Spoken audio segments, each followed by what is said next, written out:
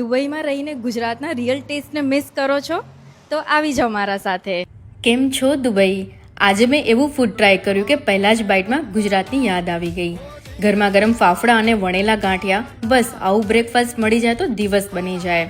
Crispy fafda અને મસાલેદાર સંભારાનો એવો સ્વાદ જે એકવાર ખાઈને તો દિલમાં સેટ થઈ જાય.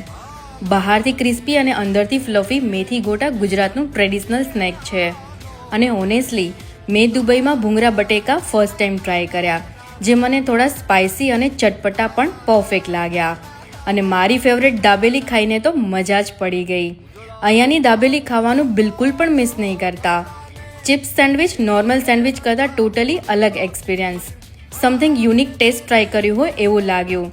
અને દુબઈની આવી ગરમીમાં અહીંયાના માવા ગોલા અને કલરફુલ આઈસ ગોલા ખાઈને તો મારો મૂડ મસ્ત સેટ થઈ ગયો. ફ્રેન્ડ્સ હોય કે ફેમિલી, ફાફડા જલેબી રેસ્ટોરન્ટ જરૂરથી ટ્રાય કરજો.